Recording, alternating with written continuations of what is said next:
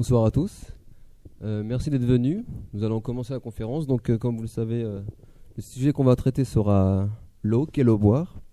Donc, notre conférencier Marc-Henri, qui est chercheur et enseignant à l'Université de Strasbourg, vous présentera ses recherches. Et la conférence se déroulera en 3 parties. Donc, la première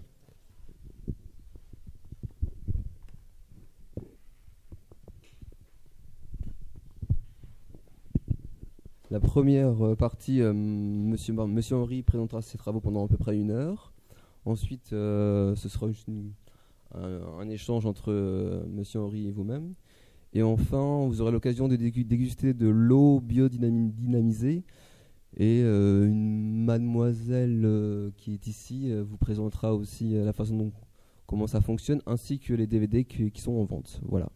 Je vous laisse la parole. Merci.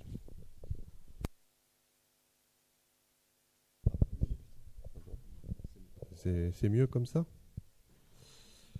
Ça fait pas d'interférence? Bonjour à tous. Alors, je ne vais pas vraiment vous présenter mes travaux, hein, parce que sinon, je vais vous perdre. Non, on va essayer de parler d'un sujet qui est extrêmement important et qui n'est pas du tout traité dans les médias, ou très peu.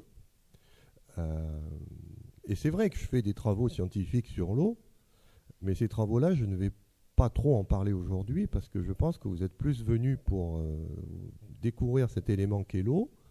Et surtout, la question de la conférence veut bien dire ce qu'elle veut dire, hein, qu'à l'eau boire, c'est-à-dire c'est notre problème. Et là, il n'y a pas trop besoin de théorie pour ça, hein. Mais par contre, sachez bien que tout ce que je dis est effectivement, comme je suis scientifique, j'ai digéré tout un ensemble de données. J'ai accès à des littératures à laquelle vous n'avez pas accès, qui sont les grands journaux de sciences. Et je peux peut-être vous surprendre, mais il paraît à peu près 10 à 20 articles par jour sur l'eau. Donc on a de quoi lire. Et donc tout ça, je vais le ressortir sous une forme qui, j'espère, sera accessible à tous, avec toujours ce fil directeur qui est qu'est l'eau boire. Deuxième chose, comme c'est une conférence qui se veut pratique, j'ai amené donc des appareils. Parce que vous allez voir qu'il y a une partie de l'eau dont on ne parle pas et que la science est en train de découvrir. Et je pense que plutôt que de faire un long discours, c'est mieux de discuter devant des machines et de boire. Simplement, vous goûtez, comme ça au moins vous verrez. C'est-à-dire vous aurez la théorie pendant la première heure, puis vous aurez la pratique pour ceux que ça intéresse. Et puis aussi, je suis venu pour vous, pas pour moi, parce que moi, je connais très bien le sujet et j'espère que vous avez des questions et que ce que je vais vous présenter va vous faire poser des questions. C'est pour ça que j'ai prévu aussi au moins 1 heure de questions. Si c'est trop long, on passera directement aux ateliers, peu importe. Mais n'ayez pas de soucis, vous êtes là pour vous exprimer. S'il y a des choses que vous avez vues chez vous, sur Internet, dans la presse, je peux vous répondre. Et donc c'est le moment évidemment de poser la question, parce que vous avez en face de vous un enseignant de l'Université de Strasbourg qui est payé sur vos impôts, donc profitez-en, c'est gratuit, à part la petite entrée, mais ça c'est pour amortir la salle, parce que l'association Vie et Bien-être, que je voudrais remercier, il faut qu'ils organisent tout ça, donc il y a une petite contribution, mais pour le reste, n'ayez pas peur, tout est parfaitement gratuit. Autre chose, visiblement il y a beaucoup de caméras, hein, donc pour ceux qui voudront revoir cette conférence, ce sera possible sur Internet, donc vous verrez avec les différents gens qui filment. Et aussi, ça vous permettra, si la conférence vous plaît, de la conseiller à d'autres personnes. C'est quelque chose qui pourra être aussi diffusé plus tard. C'est-à-dire que même ceux qui ne sont pas là ce soir pourront peut-être profiter de tout ce que je vais dire. Et je compte sur vous pour faire passer le message. Donc merci d'être venus. Alors, la première chose qu'on va faire, c'est essayer de comprendre un petit peu pourquoi l'eau va être quelque chose d'important pour nous. Donc là, j'ai un petit diagramme que j'aime bien parce qu'il nous montre exactement un petit peu ce que c'est que l'eau qui traverse un organisme. Alors, en abscisse, vous avez la masse des corps en grammes. Donc c'est pas difficile, plus la masse est élevée, plus l'être vivant est gros. Et en ordonnée, vous avez le flux d'eau en millilitres par jour. Et donc vous voyez très bien ce qui se passe, c'est que plus vous êtes avec une composition massique importante, et plus vous avez besoin que l'eau vous traverse. Et j'insiste bien, l'unité qui est en ordonnée, c'est un flux. C'est-à-dire que vous êtes traversé en permanence d'eau. Il faut bien en prendre conscience. Et ce flux, il est d'autant plus important. Vous voyez que si vous êtes un vulgaire cafard, vous êtes tout en bas, là, arthropode, bon, il n'y a pas beaucoup d'eau qui vous traverse quand vous êtes cafard. Mais si vous commencez à monter un petit peu, amphibiens, reptiles, marsupiaux, oiseaux, mollusques, arthropodes, mais maintenant aquatiques, poissons et les fameux euthériens, on les aime bien, les euthériens. C'est qui les euthériens? C'est nous. C'est le nom scientifique pour tous les êtres vivants qui sont des mammifères. On n'a plus le droit de dire mammifères. Pourquoi? Parce que dans mammifères, il y a mamelle et c'est sexiste. Donc, on dit euthérien, c'est plus politiquement correct. Mais bon, il faut savoir que c'est la même chose. C'est le nom des mammifères. Donc, ça, c'est la première chose que je vous demande de bien assimiler, c'est ce flux d'eau, c'est-à-dire que vous pouvez fermer les yeux et penser que là, même si vous n'avez pas conscience, il y a un flux d'eau en permanence qui vous traverse. D'où le titre de la conférence, qu'est l'eau boire. Parce que ce flux d'eau, évidemment, il y en a une partie que vous n'avez pas conscience, c'est tout l'air que vous respirez, qui est hydraté, qui vous traverse. Il y a tout l'air que vous relâchez, mais il y a aussi, évidemment, toute l'eau que vous allez boire. Si vous buvez de l'eau, ça aussi, ça reste à démontrer. Il y a des gens qui ne boivent pas d'eau.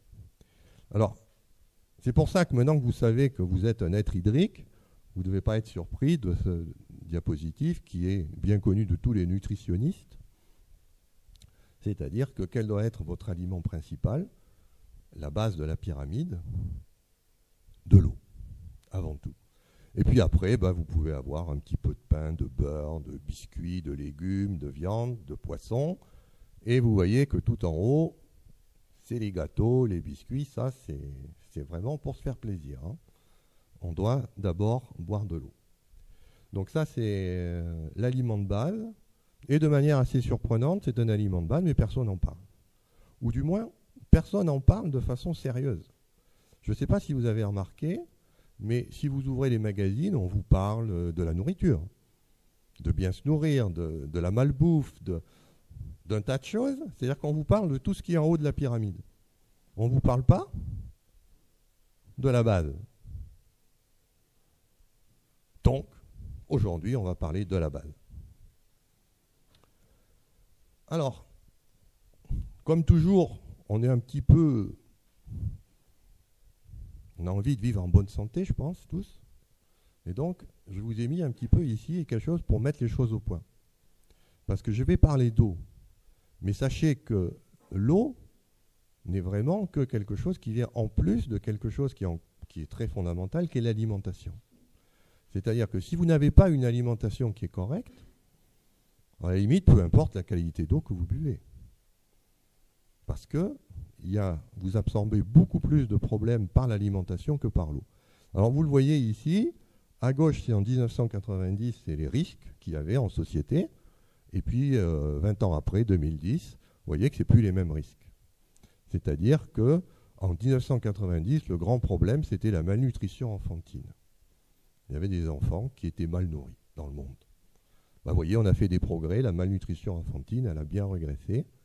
Et à la place, qu'est-ce qui est apparu en 2010? Problème numéro 1, c'est l'hypertension. C'est un gros problème qu'on a. Et vous voyez qu'avant, l'hypertension, elle était uniquement en 4e position. Donc ça veut dire qu'il s'est passé quelque chose en 20 ans. L'hypertension est devenue quelque chose, une maladie importante, alors qu'avant, ça ne l'était pas. Vous voyez qu'après, la cause numéro 2, c'était la pollution de l'air, qui est devenue la cause numéro 4, et ça, vous savez tous pourquoi. Parce qu'aujourd'hui, on a des pots catalytiques. C'est-à-dire qu'on a mis ce qu'il fallait sur les voitures pour traiter ce problème. Ce qui veut dire qu'il ne faut pas non plus trop critiquer les dirigeants. Ils font ce qu'ils peuvent, ils ne sont pas très doués, d'accord. Mais ils ont quand même des actions, parce que les pots catalytiques nous ont permis d'avoir un air de meilleure qualité.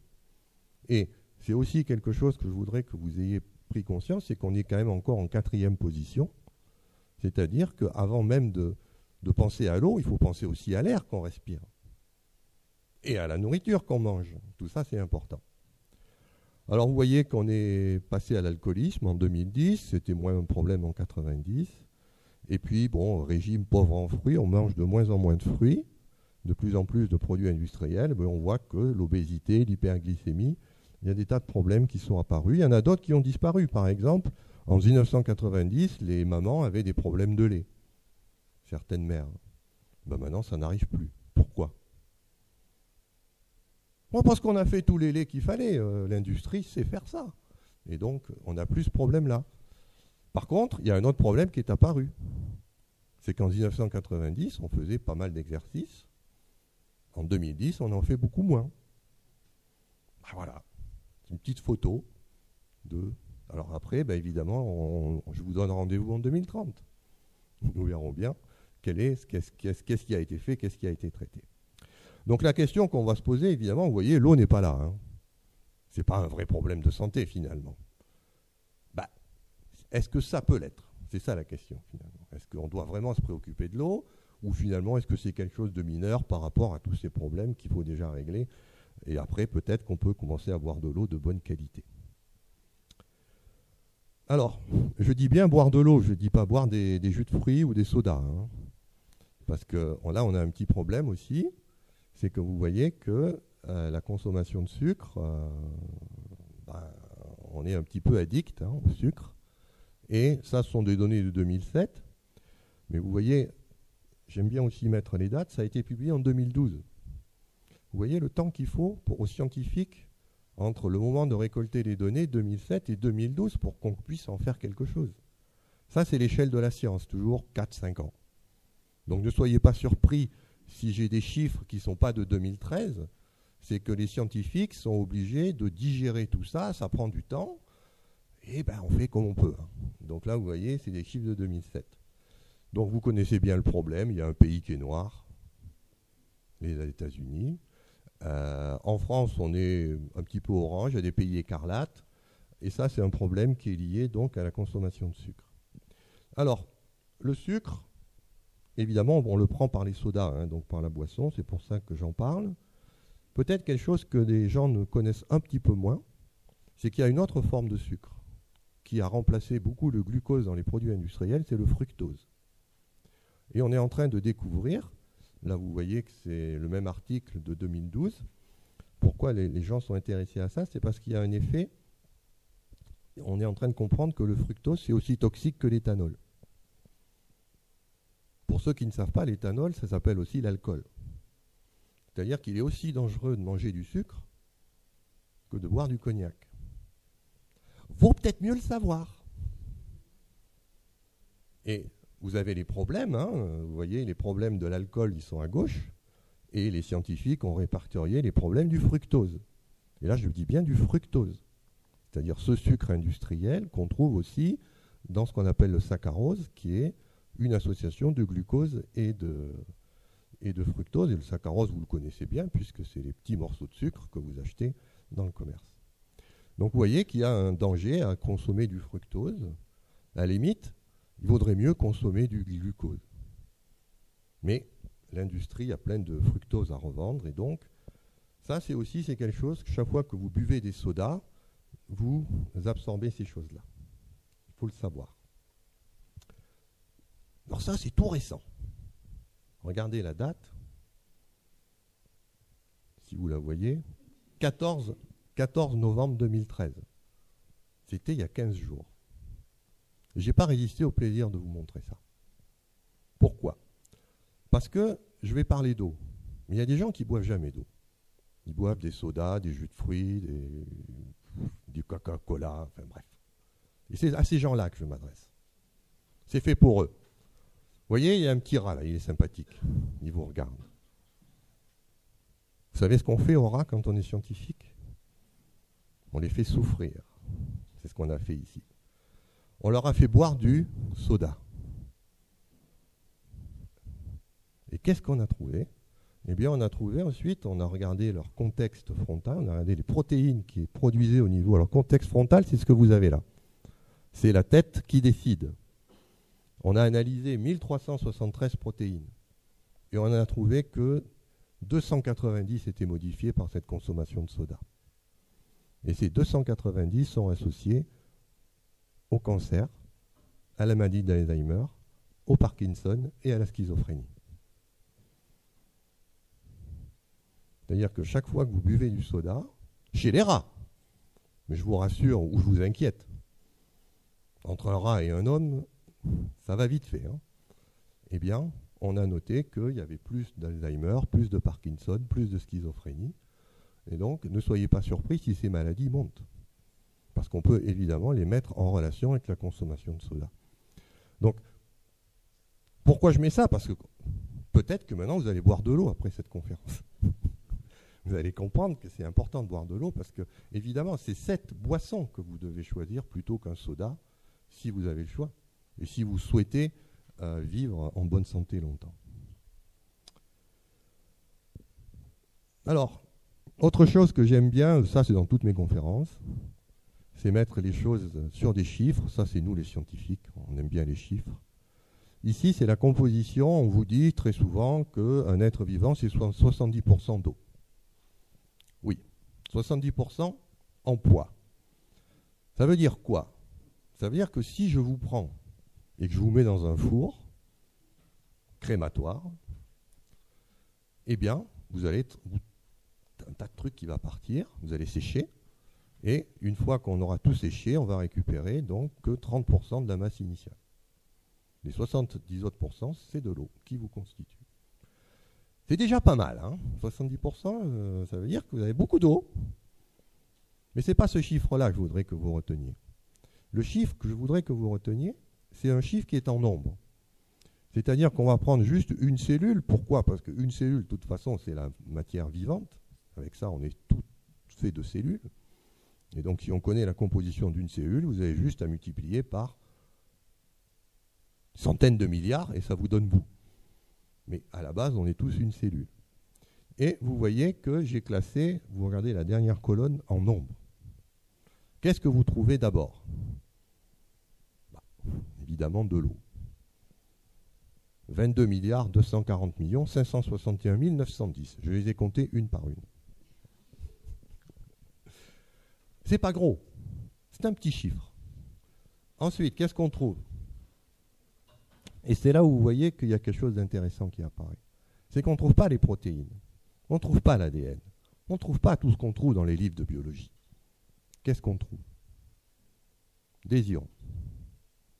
C'est-à-dire qu'après l'eau, vous êtes d'abord des ions.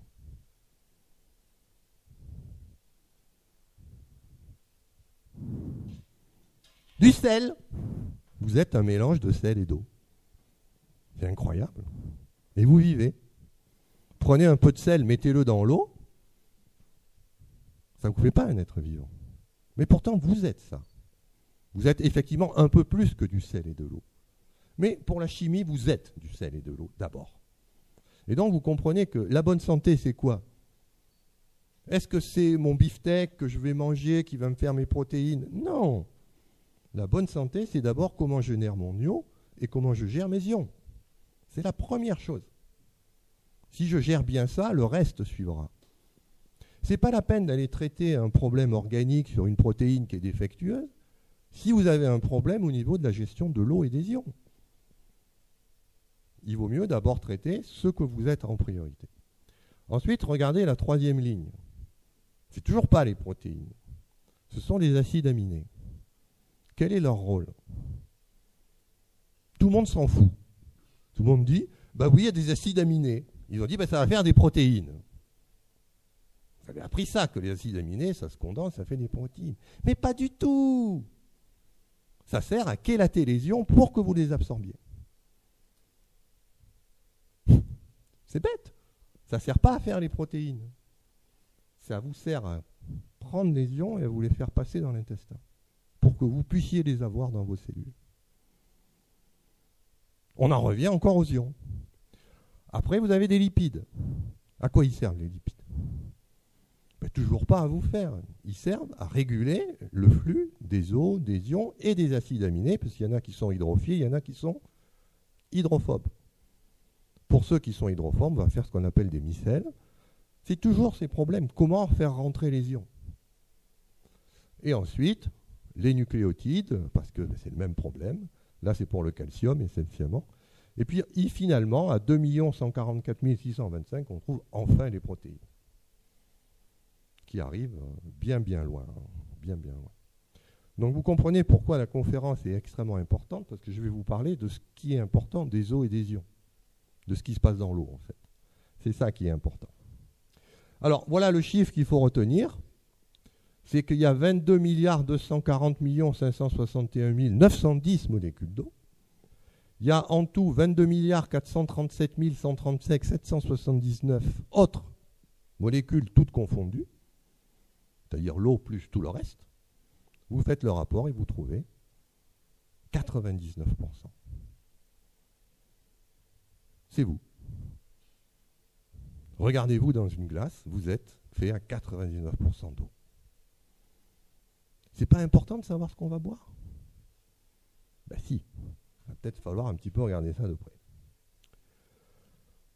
Alors, je ne vais pas vous faire un cours de biologie parce que ça ne sert à rien. Tout ce qui est dans les livres de biologie, c'est du peanuts. C'est ça l'important. Vous êtes un tube polaire traversé d'eau et d'ions. Un trou. C'est un trou. Il y a de l'eau, des ions qui arrivent, ça passe, et c'est ça. La vie, c'est ça. C'est l'art d'être un tube polaire. Pourquoi?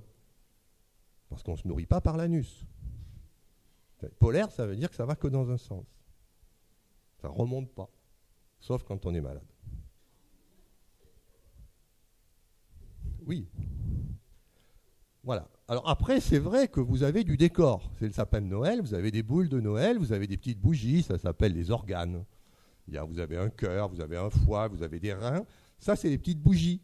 C'est les décorations.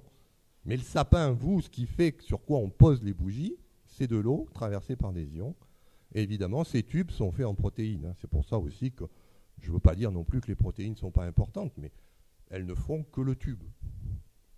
Ce qui fait la vie, c'est le mouvement dans ce tube d'eau et d'ions. Voilà, vous voyez, c'est des images qui, j'espère, sont assez simples pour que vous puissiez bien les comprendre et l'intérêt qu'il y a à s'intéresser à l'eau. On va regarder un peu plus les ions, parce que vous avez compris qu'après l'eau, c'est les ions qui sont importants.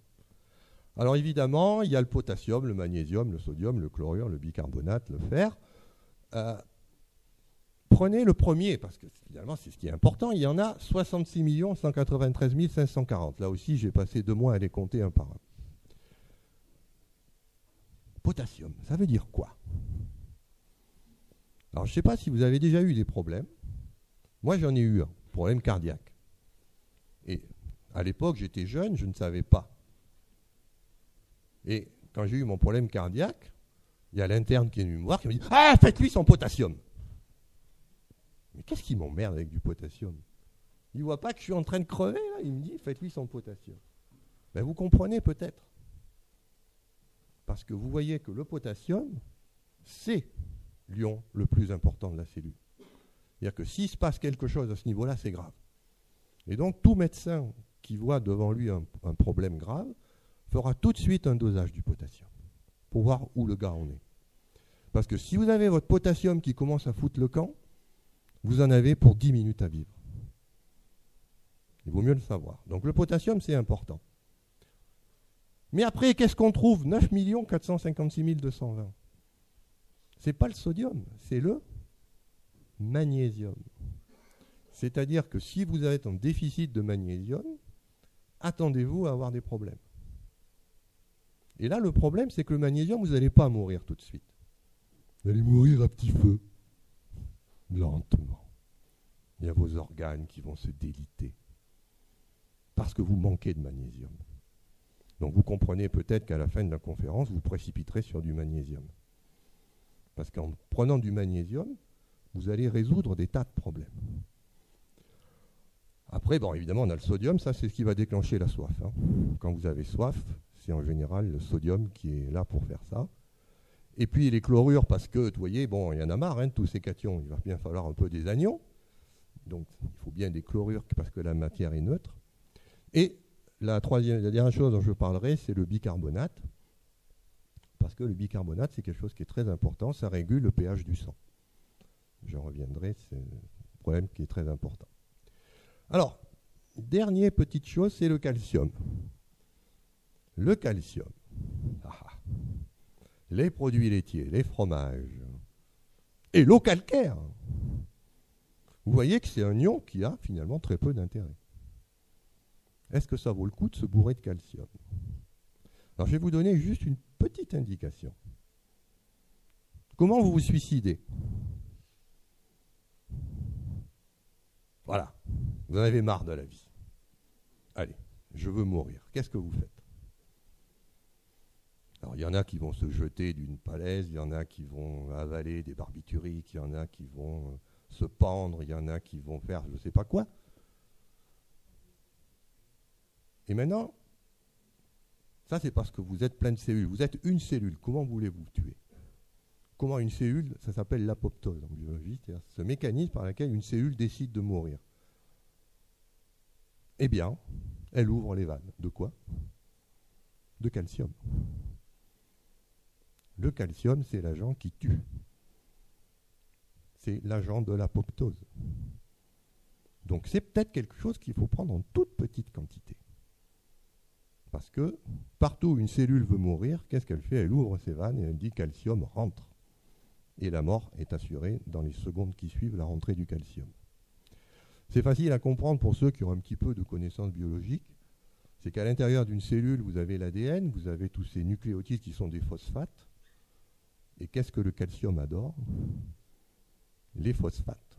Si vous voulez savoir ce que donne la copulation entre un atome de calcium et une molécule de phosphate, touchez-vous les dents, touchez un os et vous comprendrez. Quand du calcium rentre dans une cellule, ça fait de l'apatite. Comment voulez-vous que la cellule fonctionne après ça? Et donc, le calcium, c'est vraiment quelque chose qui ne vous pas trop titiller. Alors après, il y a des divers, on va y revenir. Et les protons, regardez. Combien il y en a? 30. Vous vous rendez compte? Dans une cellule, j'ai 30 protons. Alors vous comprenez après que quand dans un livre de biologie, on vous dit « Ah ouais, alors là, il y a un gradient de protons qui passe. » Un gradient de protons avec 30 choses. Remettons les choses à leur place. La cellule est un milieu qui est extrêmement contraint, il y a très peu de choses. Et les protons, en fait, on les recycle. Hein. Ce n'est pas des choses qu'on produit comme ça coûte cher. Alors, un petit peu de vocabulaire pour qu'on soit d'accord, parce qu'on va parler d'eau. On a essentiellement 4 grands types d'eau, l'eau du robinet, l'eau filtrée, l'eau de source et l'eau minérale naturelle. Donc ça, ce sont les grands types d'eau que vous allez rencontrer. L'eau du robinet, bon, on va beaucoup en parler dans la fin de la conférence. Il y a un truc, on ouvre, ça coule. L'eau filtrée, ça c'est déjà plus intéressant. C'est-à-dire qu'on va mettre un filtre pour traiter l'eau, et en particulier l'eau du robinet dans certains cas. L'eau de source, ça c'est déjà un petit peu plus difficile. Pourquoi? Parce que d'après les critères, c'est une eau qui doit être souterraine, qui doit être protégée. Pour ça que vous verrez quand vous baladez dans la campagne ce qu'on appelle des périmètres de protection. Ça garantit qu'on a une eau de source. Qu'on ne doit pas désinfecter, c'est-à-dire on doit la prendre telle qu'elle est, on sort du sol. Et par contre, elle peut être à peu près très variable dans le temps, elle n'a pas de composition bien définie. Tout ce qu'on lui demande, c'est d'être potable. Mais pas de réglementation sur ce qu'il y a dedans. Alors, j'insiste bien, ça c'est vrai en Europe. Aux États-Unis, ce qu'on appelle eau de source, ça peut être une eau purement artificielle. Donc soyez conscients de ça, que l'eau de source n'est définie comme ça qu'en Europe. Pourquoi? Parce qu'en Europe, on est très strict sur l'eau. Il y a des lois cadres sur l'eau décidées par l'Europe. D'ailleurs, vous en vivez les conséquences tous les jours de ces lois. Et donc, c'est quelque chose qui est très bien encadré. Mais aux États-Unis, ils sont beaucoup plus flexibles, beaucoup plus souples. Aux États-Unis, l'eau de source, c'est à peu près n'importe quoi. Eau minérale naturelle, ça aussi, c'est spécifique à la France et à l'Europe. C'est une eau qui est souterraine, qui doit être protégée, qui ne doit pas être désinfectée et qui surtout doit être stable. C'est-à-dire qu'elle doit garantir une certaine composition minérale. Et ça, par contre, c'est spécifique à la France, sachez-le. C'est que quand vous achetez une eau minérale naturelle, elle est estampillée par l'Académie nationale de médecine. C'est une eau qui a été examinée par des médecins parce que c'est une eau qui est considérée comme étant un médicament. Ce n'est pas une eau de boisson. C'est une eau pour se soigner. Voilà. Alors, il y a un seul traitement qui est accepté pour l'eau de source, c'est le traitement d'aération pour enlever le fer. Alors ça, c'est justement... on va parler un petit peu d'eau en bouteille, parce qu'il y en a qui boivent de l'eau en bouteille dans cette salle. Ouais. Non, mais n'ayez pas peur, hein, on aime l'eau en bouteille en France. Donc. Soyez bien conscient que ce traitement d'aération qu'on fait à l'eau en bouteille enlève toutes les qualités pour les ions. C'est-à-dire que l'eau que vous récupérez dans la bouteille, c'est comme de l'eau de source, en fait. Vous avez perdu toutes les propriétés que vous auriez eues si vous aviez pris l'eau au griffon, c'est-à-dire au lieu de production. Et ça, c'est à cause de ce traitement d'aération. Alors pourquoi on aère? Mais parce que le fer de plus a cette caractéristique d'être soluble. Et donc, quand l'eau sort du griffon, elle est claire. C'est une bonne eau, elle est légèrement ferrugineuse. Elle a un petit goût de fer. Et l'eau ferrugineuse, comme tout le monde sait, c'est mieux. Bon, vous n'avez pas vu le sketch de Bourvil, c'est pas grave. Vous regarderez le sketch de Bourvil sur Internet, sur l'eau ferrugineuse. Mais dès que cette eau sort du sol, elle trouve l'oxygène de l'air, et qu'est-ce qui se passe? Le fer 2+ devient fer 3+. Et là, patatras, catastrophe. Le fer 3+, il est rouge et il est insoluble. Et donc, dans votre eau, ça précipite. Et donc, si on ne traitait pas cette eau qu'on va mettre en bouteille en l'aérant pour obliger le fer de précipiter, quand vous achèteriez votre bouteille au supermarché, vous auriez bien sûr la partie claire, mais vous auriez ça en pas de bout rouge. Vous achèteriez ça, vous? Ben non. Et donc, on vire. Mais quand vous virez tous les colloïdes qui servent à assimiler les minéraux. Et donc, vous récupérez une eau qui n'a plus que des minéraux non chélatés. Et là, vous allez faire travailler votre rein, vous allez faire travailler votre estomac pour faire produire tout ce qu'il faut, mais vous n'allez pas avoir les bénéfices. Donc, c'est pour ça que l'eau en bouteille, on va voir que ce n'est pas une solution que je recommande beaucoup.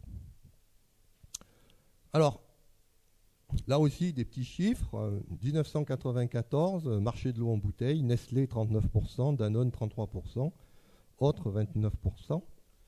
Il y a quelque chose qui s'est passé d'important en 2004, c'est l'arrivée sur le marché d'un troisième concurrent qui s'appelle Castel Neptune, qui a pris, vous voyez, quasiment un quart du marché de l'eau en bouteille.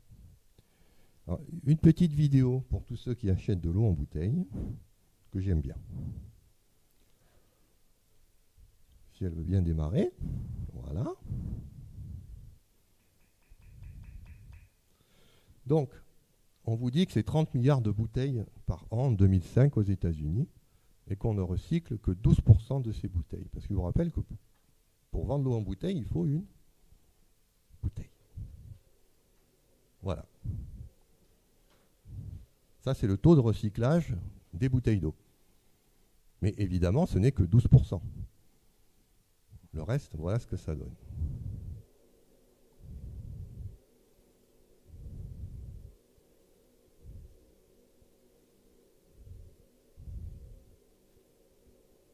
Et où ça va tout ça? Qu'est-ce qu'on en fait toutes ces bouteilles vides? C'est bien beau d'acheter de l'eau en bouteille et se dire au moins elle est propre. Mais qu'est-ce que vous faites après avec ces bouteilles en plastique? Parce que je peux vous le dire en tant que chimiste, plastique, le turnover dans la nature, c'est plutôt 200-300 ans. Hein. Et vous avez vu le flux de bouteilles qu'il y a sur cette planète? Donc c'est pour ça, si vous buvez de l'eau en bouteille, ça doit peut-être un peu vous dire, bon, peut-être qu'il va falloir que je la recycle, ma bouteille. Et donc, il y a des actions pour ça. On peut recycler les bouteilles en plastique, mais encore faut-il ne pas les mettre aux ordures. Et puis bon, bref, c'est toute une Alors, celui-là, vous le connaissez. C'est le grand leader mondial de l'eau, Nestlé. Vittel, Épar, Saint-Alix, Plancoët, Nestlé évidemment, Lambert, Contrex, Quézac, Carola. On est en Alsace, donc Carola. Chaque fois que vous achetez cette eau-là, ou ces eaux-là, vous payez en fait Nestlé. Il faut le savoir. C'est Nestlé qui est derrière, qui récupère votre argent. Et ça, je ne mets ici que les eaux françaises. Hein. Parce qu'aux États-Unis, c'est Montclair, Nestlé, Santa Maria, Dick Park, Zeosphilis, enfin bref. Puis ça, c'est aux États-Unis, mais vous avez aussi, évidemment, Nestlé dans le monde. Que vous soyez en Grèce, au Royaume-Uni, au Portugal, Thaïlande, Jordanie, en Chine, en Hongrie, Nestlé est là et veille à ce que vous ayez votre bouteille. Donc, si vous achetez une bouteille d'eau, il y a une chance sur 4 que ce soit une bouteille pour Nestlé. Commercialisée par Nestlé. Donc, vous participez à cette société, à son développement, à sa politique de traitement de l'eau. Chaque fois que vous achetez une bouteille d'eau en bouteille. Parce que vous donnez de l'argent à cette société, après, elle a des sous. Et donc, elle fait ce qu'elle veut avec ça. Il y a une très belle interview sur YouTube du PDG de Nestlé, dans un documentaire que vous avez peut-être vu, qui s'appelle We Feed the World. Je vous invite à lire. Il y a le PDG de Nestlé qui parle. C'est génial. Bon, je ne vais pas le mettre parce que ça prendrait trop de temps, mais vous trouvez ça sur YouTube facilement. Alors, rassurez-vous, j'ai parlé que de l'eau. Hein. Mais Nestlé, c'est aussi L'Oréal, c'est Nescafé, c'est tous les aliments pour bêtes, c'est les Crispy, les Crunch. Ils sont partout. Hein. C'est un énorme groupe de l'agroalimentaire. Vous ne pouvez pas échapper à Nestlé. Enfin, si. Vous pouvez y échapper si vous achetez chez le petit marchand, au marché du boulevard de la Marne. Oui, mais si vous allez en supermarché, je peux vous dire que vous êtes bardé de produits Nestlé. Tout est fait pour que vous achetiez Nestlé. Alors, comme je vous l'ai dit, il n'y a pas que Nestlé, il y a un concurrent français qui s'appelle Danone. Danone, c'est plutôt les yaourts. Non, Danone fait aussi beaucoup dans l'eau. Et en plus, lui, il donne aussi dans les calciums. C'est-à-dire que Danone va vous produire une eau qui est riche en calcium. Oh, mais c'est gentil, ça. Ne pas mourir plus vite. Merci, Danone. Non, mais bon, il faut le savoir. Hein. Donc là, très rapidement, Volvic, Evian, Salvetta, Arvi, Badois, Taillefine, Mondor et Grand Barbier. Ça sont des sources Danone. Alors, il y a quelques années, j'aurais mis évidemment Montroucou et Rosé de la Reine, qui étaient de chez Danone. Mais Danone a eu un petit problème. C'est que vous voyez, il vend aussi Evian. Et Evian, c'est l'eau de Danone pour les bébés. Et à un moment donné, ils ont eu un problème dans les boutiques bio. C'est que, on leur disait, mais il y a Evian et il y a Montroucou pour les bébés. Je j'achète quoi, moi?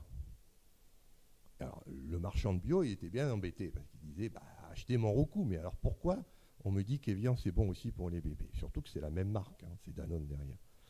Et donc Danone a fini par craquer, il a viré Montroucou de son groupe, qui a été repris par la famille Lacaze, et maintenant c'est un groupe indépendant. Alors ça c'est tout nouveau, ça date à peu près des années 2000, c'est le groupe Castel Neptune, qui eux aussi, vous les connaissez bien, parce que c'est eux qui sont leaders de cristalline. Donc c'est un groupe qui n'est ni Nestlé ni Danone, mais qui a réussi à prendre un quart du marché de l'eau en bouteille en France. Hein. Par contre, ce groupe-là, vous ne le trouvez pas en étranger. Hein. Vous ne le trouvez pas aux États-Unis. C'est un groupe qui se trouve uniquement en France. Alors, on l'appelle le trouble fait parce que, oui, la cristalline, vous savez tout ça. Hein. Ça peut être une très bonne eau. Regardez bien les étiquettes. C'est pour ça que j'ai fait acheter des bouteilles d'eau aux petits jeunes, là. Parce qu'il peut y avoir une très bonne eau cristalline. Mais ça peut être aussi une eau horrible. C'est le problème de cristalline. C'est si on ne fait pas attention, ça peut être bon ou pas bon. Mais bon, ça a pris du marché à Danone et à Nestlé. Et puis, comme je vous disais, les indépendants, donc Montroucou, évidemment, vous avez la Reine, Parot, Aloïs, Montcalm, Montclar, Saint-Amand. Beaucoup d'eau qu'on trouve dans les boutiques de diététique et les boutiques bio, évidemment. Alors ça, ce sont des petits producteurs. Hein. C'est des toutes petites sources. Moi, j'ai eu la chance de visiter donc les eaux Montroucou à Lacaune, qui est en Auvergne. Des entreprises qui sont très sérieuses, très bien. mais qui ont évidemment de toutes petites productions. C'est-à-dire que vous ne pouvez pas les trouver partout. Mais quand vous avez la chance d'en trouver, ce sont toujours de très bonnes eaux qu'on peut acheter sans problème. Et puis quand même, il faut le savoir, il y a ces eaux de synthèse. Ces eaux de synthèse sont des eaux qui n'ont rien d'eau, ce sont des eaux chimiques. Il y a des eaux qu'on a fabriquées de toutes pièces. Dasani, Nestlé, Aquarelle, Taille-Fine, Active, Flavour Splash, Aquafina. Ça, ce sont des eaux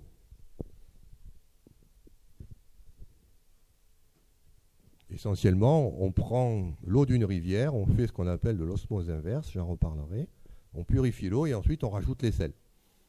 Bon, une façon de faire. Mais il faut le savoir, hein, que c'est des eaux qui n'ont rien de naturel. Alors surtout qu'aux États-Unis, ces eaux-là sont qualifiées d'eau de source. Voilà, donc une petite définition de l'eau potable, eau en provenance de rivières, de lacs ou de nappes souterraines ayant subi un traitement physique, distillation, filtration, osmose inverse ou chimique, d'isonisation, chélation, désinfection. Voilà un petit peu pour les eaux en bouteille. Alors, maintenant on va rentrer un petit peu plus dans la caractérisation de l'eau, comment on peut voir quelle est une bonne eau. Pour ça, il y a un paramètre que je vous invite à bien voir chaque fois que vous achetez une bouteille. Pour le moment, je reste encore dans l'eau en bouteille. Parce qu'il y en a quand même 3/4 des Français qui achètent de l'eau en bouteille. Donc, autant qu'ils le sachent. Ça s'appelle le résidu à sec.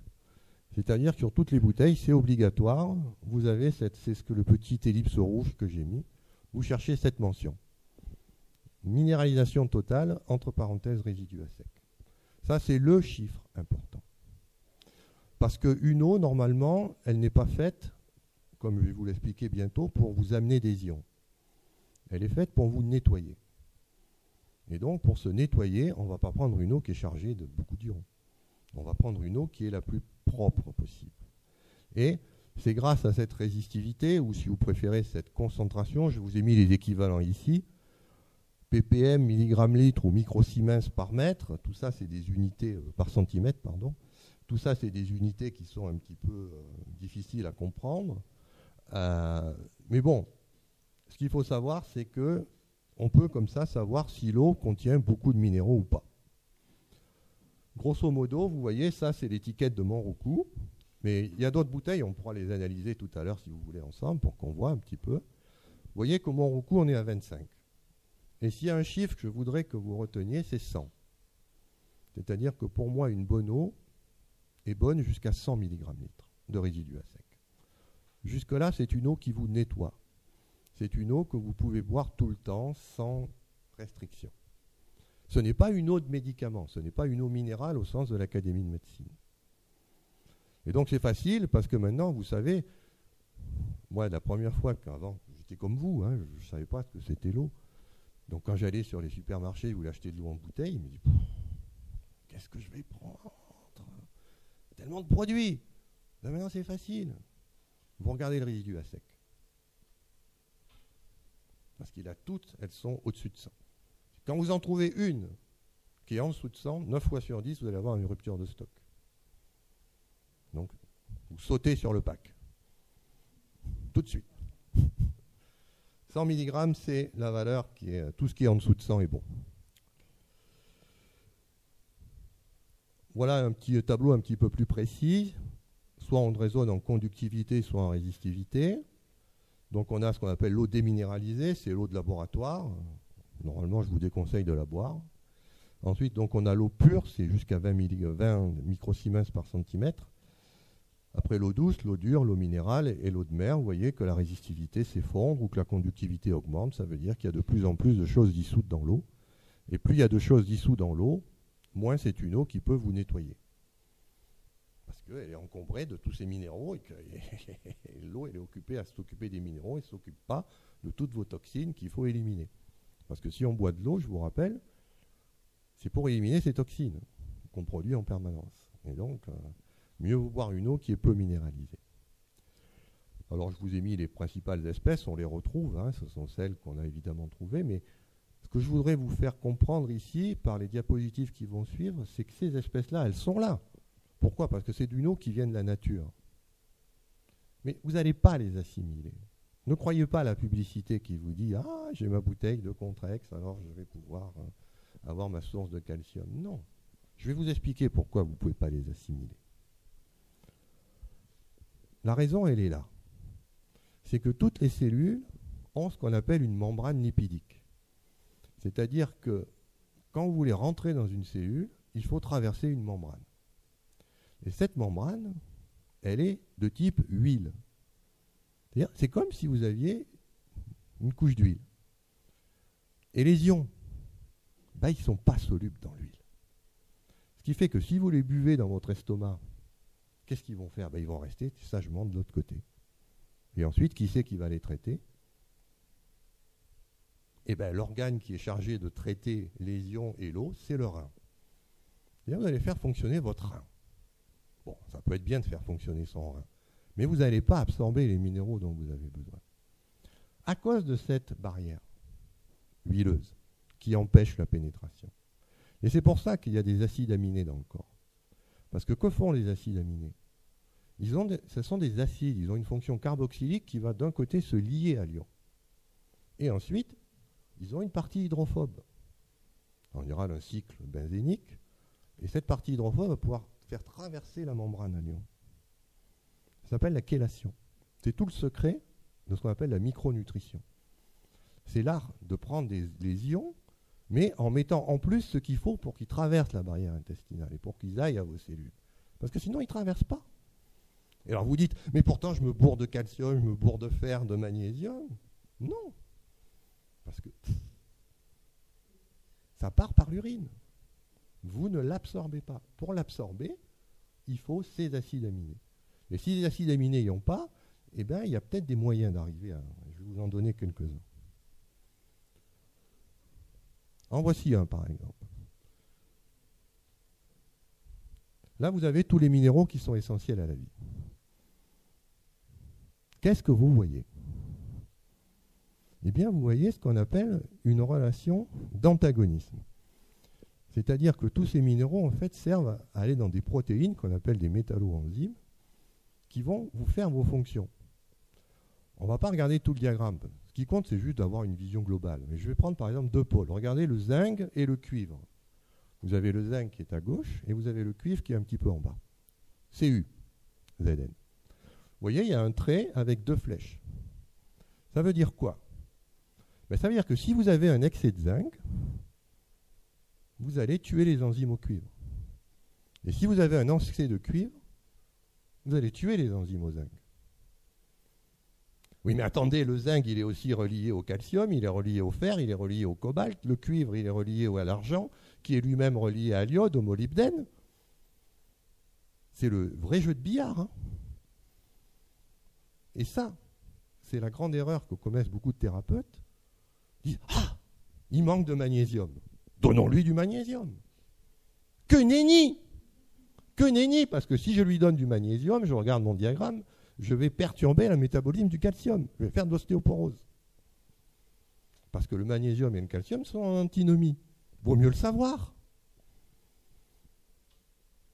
Et vous voyez la complexité, il vaut mieux pas s'amuser à prendre des produits tout seul. C'est très, très, très, très dangereux. C'est pour ça qu'il y a des très bons produits sur le commerce qui s'appellent le sérum de Quinton, que je vous recommande. Si vous êtes déminéralisé, eh bien, prenez ces petites ampoules. Elles sont un peu chères, mais bon, peu importe. Avec ces ampoules, vous aurez tous ces ions qui sont amenés ensemble.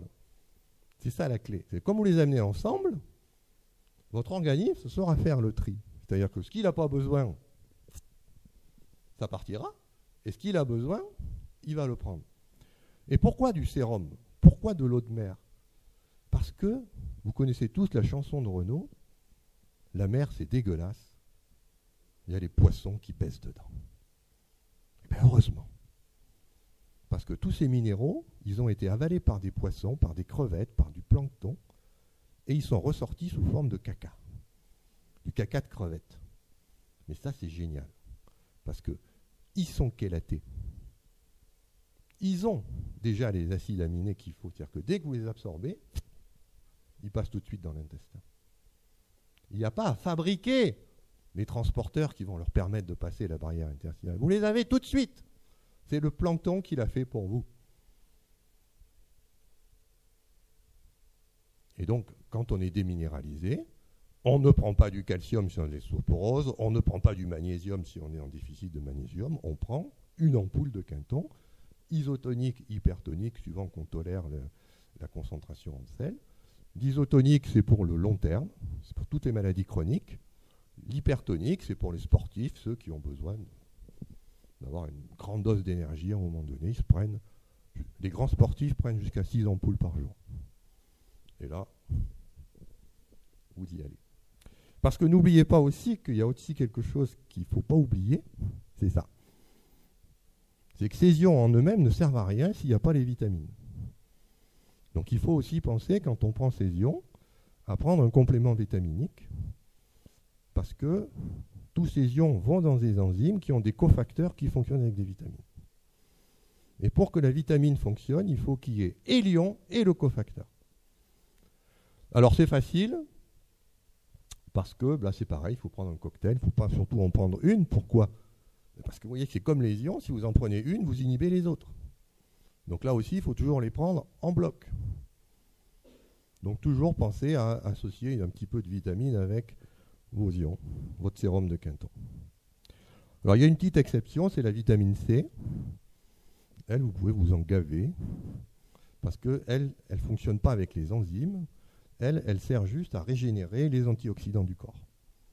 Donc la vitamine C, si vous êtes vraiment en stress oxydatif, vous pouvez en prendre autant que vous voulez. Ça va vous faire beaucoup de bien. Et si jamais vous en avez trop parce que vous allez bien, ça sort par les urines aussi. C'est génial. C'est un produit qui n'est pas toxique.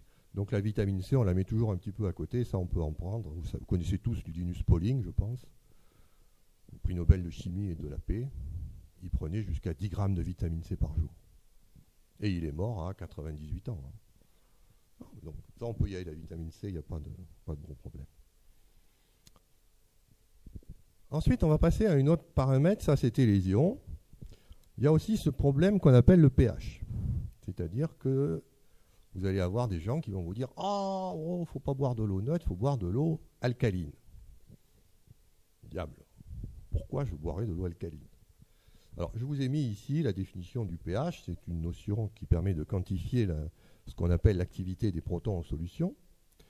Donc, vous voyez que c'est un truc qui va de 0 à 14 et que chaque substance liquide a son pH. Par exemple, l'acide chlorhydrique, c'est pH 0, la soude molaire, c'est pH 14. Et puis, tous les aliments, vous avez ça. Alors, par exemple, au hasard, le Coca-Cola, c'est 2,5, par exemple. C'est-à-dire que c'est une boisson qui est très acide. Il vaut mieux le savoir. Et puis vous avez les pH dans l'organisme, vous voyez que ça va de 1 à 8. Dans l'estomac, on est entre 1 et 3, dans le vagin à 3, 4, la sueur est à 4, 7, et puis ainsi de suite, jusqu'au système digestif qui lui est plutôt basique qu'acide. Bon. Donc maintenant, c'est un autre problème. Est-ce que je dois boire de l'eau acide, de l'eau neutre ou de l'eau basique ? Parce que j'ai ce paramètre aussi. Et si vous regardez la bouteille de Monroucou, c'est marqué le pH. Donc vous voyez bien que ça peut être intéressant de regarder un petit peu ce qui se passe. Alors, je vais vous rassurer tout de suite, le pH, on s'en tape. En gros. Pourquoi ? Parce que c'est vrai que c'est très important pour le sang. Je vais vous expliquer pourquoi. Vous voyez ici, c'est la formule qui donne le pH du sang.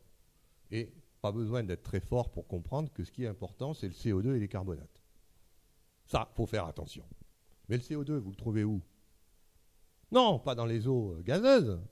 Ce CO2-là, ça vous fait rôter, c'est tout. Non, le CO2, vous le trouvez dans l'air, c'est la respiration. Quand vous êtes en hyperventilation, là oui, c'est grave. Ou en hypoventilation.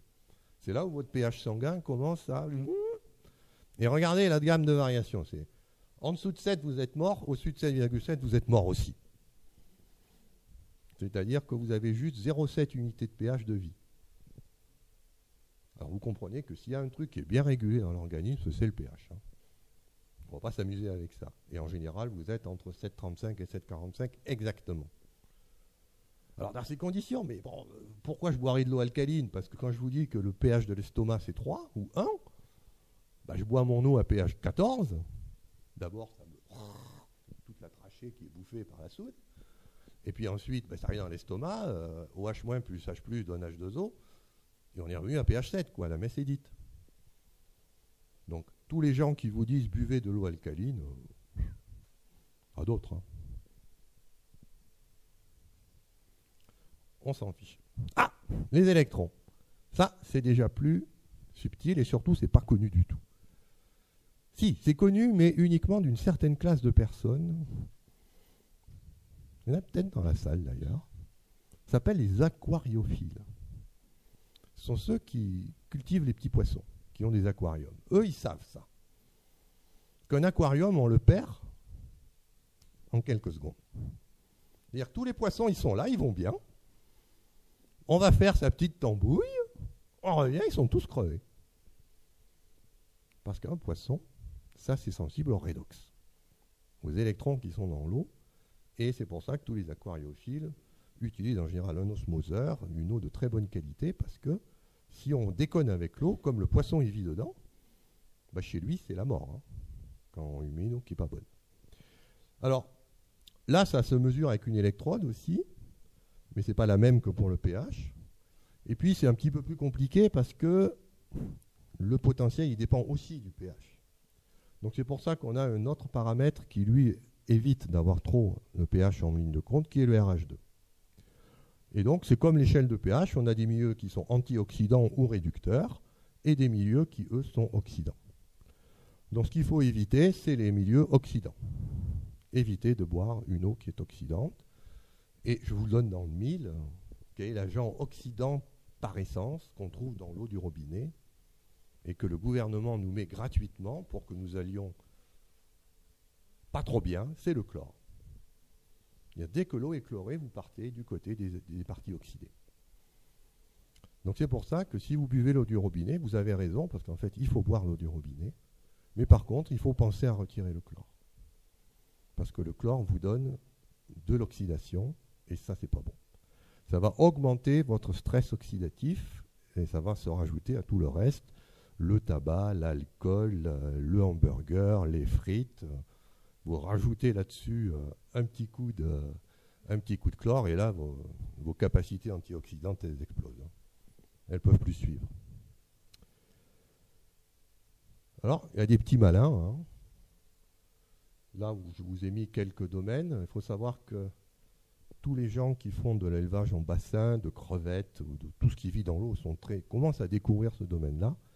Par exemple, parce que quand votre RH2 devient très réducteur, vous avez des proliférations bactériennes. Il y a des tas de bactéries qui commencent à apparaître. Quand vous avez des choses qui sont très oxydantes, vous avez des virus qui apparaissent. Alors ça, c'est important parce que vous allez en entendre parler dans les années qui viennent, on est en train de découvrir ça, que le virus, il ne vient pas de l'extérieur. Vous l'avez en vous. Ce qui va l'activer, c'est un terrain oxydé. Je suis oxydé, j'ai un virus qui normalement est dormant, qui ne se manifeste pas. Pourquoi? Parce que lui, il a besoin de milieu oxydé. Puis comme je ne suis pas oxydé, il attend. Ah mais là, tu es oxydé, mon coco. Et paf, le virus apparaît. On n'attrape pas les virus. Ça se développe quand on a un terrain qui est oxydé. De la même façon, on n'attrape pas une infection. N'ayez pas peur d'embrasser sur la bouche votre ami s'il a un rhume. Si vous êtes sur un terrain qui n'est pas réducteur, vous ne saurez pas, les bactéries ne pourront pas proliférer. Si par contre, effectivement, vous êtes en terrain réducteur, là, il va falloir faire attention. Parce que les bactéries, elles ont besoin d'un redox, d'électrons pour pouvoir se développer. Ça, on est en train de le découvrir, que tous ces micro-organismes, en fait, la vision pasteurienne, ils sont méchants, ils veulent que nous bouffer et nous faire mal. Non, ils sont en nous, en fait. Et c'est la manière dont nous générons notre oxyde, notre bilan redox, qui va faire qu'on va manifester une infection ou une infection virale. Alors c'est pour ça qu'on a beaucoup de maladies à virus aujourd'hui, c'est parce qu'on désinfecte au chlore et que le chlore est oxydant. Donc si vous voyez des maladies virales qui prolifèrent, enlevez le chlore de votre eau de boisson si vous buvez l'eau du robinet. Bon, ça, je passe, c'est une autre façon d'exprimer la qualité de l'eau. Ça s'appelle la quantification énergétique. Une bonne eau, c'est une eau qui ne dissipe pas l'énergie. Donc, ce sont les eaux, vous le voyez, osmosée, Montroucourt, Rosée de la Reine, Montcalm, ce sont des eaux qui sont excellentes parce qu'elles vous nettoient et elles ne perturbent pas l'équilibre redox de votre organisme. C'est tout ce qu'on demande à l'eau. S'il te plaît, touche pas à mon redox. Non, mais c'est important, parce que si l'eau amène elle-même ses agents redox, eh bien, vous allez avoir des petits soucis. Oui, on peut regarder Épar, Saint-Yor, ça c'est des horreurs, hein, Contrex. Si vous buvez ça, vous pouvez, hein. Moi, je ne voudrais pas que vous sortiez cette conférence en disant « Ouais, je ne vais pas boire Contrex, c'est dégueulasse. » Non, buvez Contrex, mais peut-être une semaine, puis vous arrêtez. Parce que ça peut être bien de boire temporairement une eau qui est très minéralisée, ça va résoudre certains problèmes. Mais ce n'est pas une eau que vous devez boire en permanence. C'est une eau plutôt médicamenteuse qu'une eau de boisson. Alors, je vais dire un petit mot de ces appareils parce qu'ils sont en train de faire un véritable boom commercial. Ce sont les appareils d'eau électrolysée basique. Je vais vous citer une marque Kangen qui a une publicité très agressive où on vous dit « Buvez cette eau, vous allez devenir jeune, vous allez être beau, en bonne santé, ça soigne tout. » Oui, c'est vrai. Mais, il y a toujours un mais. Donc, il y a Kangen, bien sûr, mais il y a aussi tout un tas de fabricants, et ça se développe de façon exponentielle. Et la caractéristique de ces eaux, c'est qu'elles sont très basiques, elles peuvent aller jusqu'à pH 10, et elles sont très réductrices. Et si vous avez compris ce que je vous ai déjà dit, très réductrice, ça veut dire que je vais vers les bactéries. Alors, grosso modo, ce qu'on fait, c'est pas très beau à voir, mais bon, tant pis. Hein. L'eau, elle est bonne. On la viole, c'est-à-dire qu'on le casse en morceaux pour faire des OH-, des électrons, faire de l'hydrogène, faire de l'oxygène. Ça s'appelle l'électrolyse de l'eau. Et cette électrolyse de l'eau, donc, elle vous donne deux types d'eau. C'est pour ça que sur ces machines, vous avez deux robinets. Le robinet oxydant et le robinet réducteur.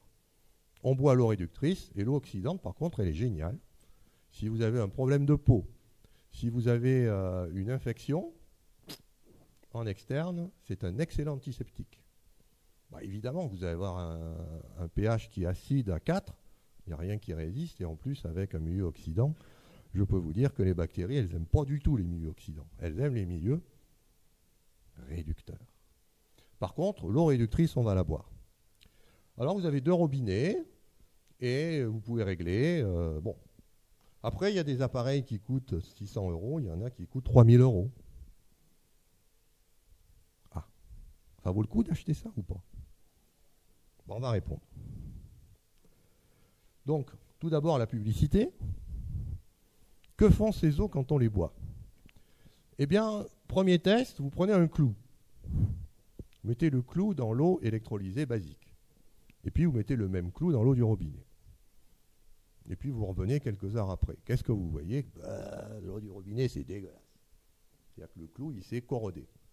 Par contre, le clou qui est resté dans l'eau électrolysée basique, nickel. Vous voyez, si je bois cette eau, c'est génial. Je vais rester nickel comme le clou. Ah bon, on est des clous? Ben oui, c'est ça. On est en train de vous dire, vous êtes un clou. Mais non, on est un peu plus qu'un clou quand même. Mais c'est vrai que ça empêche le clou de rouiller. Ça, c'est vrai. Après, vous avez le PDG, là, il est à gauche, il a 67 ans. Et à droite, vous avez son représentant commercial aux États-Unis. Ils ont le même âge. Oh là là, qu'est-ce qu'il est jeune. Ben oui, il boit depuis 20 ans cette fameuse eau, qui est une nouvelle eau de jouvence. Et puis pourquoi? Parce que vous avez le petit dessin qui va vous convaincre.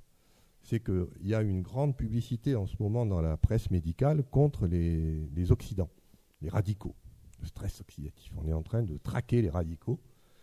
Et pour traquer un radical, il faut un antioxydant. Or, il se trouve que cette eau est extrêmement antioxydante.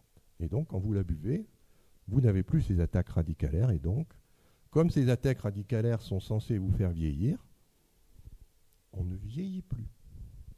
Voire même, on rajeunit. C'est-il pas beau? Ouais, un petit peu idéal. Hein. Mais ça marche, il y a des tas de gens qui achètent. Hein. Il y a aussi un autre argument dans ces types d'eau qu'on va un petit peu démolir, c'est l'argument de l'hydratation, parce qu'on a tous remarqué que quand on vieillit, on se déshydrate, c'est-à-dire que la peau devient rêche, Elle perd sa souplesse de peau de bébé qu'on avait. Et ça, c'est parce qu'on perd de l'eau. Donc, que vont dire les arguments de ceux qui vendent ces machines? C'est pas grave, on vous fait des tout petits clusters, ça s'appelle de l'eau hexagonale. C'est vrai que l'eau fait des clusters. Je suis bien placé puisque je les étudie en laboratoire. Bon. Mais le problème, c'est que ces clusters, on va vous dire, comme ils sont tout petits, ils peuvent passer à travers la membrane. Et c'est là où vous voyez qu'on vous bourre le mou. Comment de l'eau peut passer une membrane qui est de l'huile? Ça ne peut pas marcher. Pipeau. Mais ça fait vendre. Alors les voilà, les clusters d'eau, je vous en ai mis, ça c'est ma spécialité de laboratoire, j'en fabrique, je les regarde, je les caractérise, je m'amuse avec ça. Alors c'est très bien, mais il faut savoir que dans l'eau liquide, ces choses-là durent 10-12 secondes. En 10-12 secondes, ça a disparu. Alors comment voulez-vous que ces choses-là vous hydratent ou quoi que ce soit? Ce sont des objets qui ne sont pas faits en fait. La nature les fabrique, bien sûr, l'eau est comme ça, mais ça a des durées de vie qui sont très faibles. Alors évidemment, la vérité, c'est que il faut passer cette membrane, cette couche d'huile, et ça, c'est assez récent, on l'a découvert depuis une vingtaine d'années. On ne passe pas par diffusion, on ne passe pas par transport coactif, parce qu'il faut quand même savoir qu'on s'hydrate énormément. Je vous ai montré à la première diapositive qu'on est traversé par beaucoup d'eau, et donc ça veut dire qu'il faut que l'eau, on la pompe à toute allure. Le seul mécanisme qui peut faire ça, c'est ce qu'on appelle des canaux. Ce sont les fameuses aquaporines qui ont donné lieu à un prix Nobel en 2005. Et donc, on a plein d'aquaporines. C'est des petits trous dans la membrane par lesquels l'eau passe. Des trous dédiés à l'eau. Et pourquoi c'est intéressant? Bon, je ne vais pas vous passer toute la liste d'aquaporines, on est en train d'en découvrir encore des tas. C'est intéressant parce qu'elles ont toutes la même structure. C'est une structure en double entonnoir. Un entonnoir qui est évidé vers le haut, puis ça se resserre, et un entonnoir qui s'évite vers le bas. C'est-à-dire que l'eau peut passer des deux côtés, soit du milieu extracellulaire au milieu intracellulaire, soit du milieu intracellulaire au milieu extracellulaire. Et vous avez au centre de la protéine un petit coude comme ça. Ça fait un coude. C'est-à-dire que la molécule d'eau, elle est obligée de faire ça. Et comme elle est obligée de faire ça, elle ne peut passer qu'une par une. C'est-à-dire que les molécules passent une par une. Et donc, si vous avez des clusters en haut, on s'en tape. Le cluster, il ne passe pas. Il faut qu'il se débobine pour que ce soit la molécule qui passe. Donc toute cette théorie des clusters, si vous l'entendez parler, vous dites « oui, allez, va te coucher ». À d'autres. Non, mais c'est ça qui est bien, c'est un petit peu de comprendre les choses. Alors par contre, d'où vient leur potentiel redox? Parce que ces eaux sont extrêmement réductrices. Et ça, c'est un petit scoop que je vais vous donner, puisque c'est une étude que j'ai faite avec qui va être publiée là, cette semaine dans un journal. Ce sont en fait des nanoparticules de platine. C'est que quand vous électrolysez l'eau, il vous faut mettre des électrodes en titane recouvertes de platine. Et qu'est-ce qui devient le platine? Quand on fait passer un courant, eh bien l'électrode se corrode.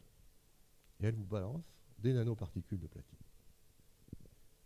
Et donc, ces nanoparticules de platine donnent des potentiels redox extrêmement bas, c'est-à-dire que ce sont elles les antioxydants. Ah oui, mais les nanoparticules de platine, on les trouve où aussi? Ce sont les mêmes que vous trouvez, que vous respirez dans l'air, dans les pots catalytiques. Voilà. Vaut mieux le savoir, quand on boit une eau électrolysée basique, on se bourre de platine. Bon. Alors, ça ne veut pas dire que ce n'est pas intéressant, parce que si vous aimez la vitamine C, si vous aimez les grands antioxydants, les nanoparticules de platine, c'est encore mieux. C'est beaucoup plus antioxydant. Ça bouffe tout. Il n'y a rien qui résiste. Tout ce qui est radicalaire est bla, bla, bla, bla. Il n'y a rien qui échappe. Aucun radical ne peut échapper à une nanoparticule de platine. C'est pour ça que ces eaux sont terriblement efficaces si vous êtes en stress oxydatif massif.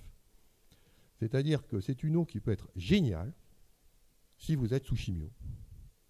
Parce que quand vous êtes sous chimio, vous avez des bouffées radicalaires qui vous viennent soit des rayons, soit des molécules qu'on vous met, qui génèrent des explosions de radicaux. Et là, bourrez-vous de cette eau-là. Parce que là, tous ces radicaux... Mais si vous n'avez pas le cancer, ou si vous n'êtes pas en état oxydatif, ça ne sert à rien. Pourquoi? Eh bien, tout simplement parce que on oublie que les radicaux, on en a besoin. C'est que quand vous êtes infecté par une bactérie, comment fait votre système immunitaire pour tuer l'intrus? À votre avis? Eh bien, une bouffée de radicaux. On envoie une bouffée de radicaux sur la bactérie pathogène, et la bactérie pathogène, elle crève. Mais si vous buvez de l'eau antioxydante, ces radicaux que votre système immunitaire se tue à envoyer pour tuer l'intrus, qu'est-ce qu'ils vont faire? Mais ils ne vont pas arriver à leur cible. Et là, vous avez votre infection qui va devenir sévère. D'autant plus que comme vous buvez une eau qui est réductrice, vous savez que les milieux réducteurs favorisent la prolifération bactérienne. C'est vraiment pas une bonne idée. Donc c'est pour ça que c'est des eaux que j'aime bien, mais uniquement sous contrôle médical, s'il vous plaît. Faites-vous suivre par un médecin. Si vous, effectivement vous voyez que vous êtes en stress oxydatif avancé, il y a des personnes qui sont en stress oxydatif grave, oui, allez-y. Mais si vous êtes en bonne santé et que simplement vous ne voulez pas vieillir, ce n'est pas une bonne idée. Parce que vous allez vers une maladie auto-immune. Donc ça, on va expliquer ça. On a essayé d'expliquer ça à l'Académie nationale de médecine. L'Académie nationale de médecine va essayer de faire un rapport. Vous allez en entendre parler dans la presse de ça. Mais bon, la réunion à l'Académie est prévue en avril 2014. Pour ça, je vous dis, c'est un peu un scoop que je vous donne là. Vous le savez avant tout le monde. Alors, c'est génial. Hein. Vous avez tous les effets anti-neurodégénératifs. L'anti-athérosclérose, ça vous guérit vos artères, ça vous guérit le diabète, ça vous guérit le cancer, ça vous guérit... ça rallonge la durée de vie des nématodes. C'est génial. Dès que vous avez un stress oxydatif que votre organisme ne sait plus gérer, mais prenez cette eau-là. Elle va vous sauver la vie. Mais dès que vous avez résolu le problème, stop. On reprend une eau normale. C'est un médicament. Ce n'est pas une eau de boisson.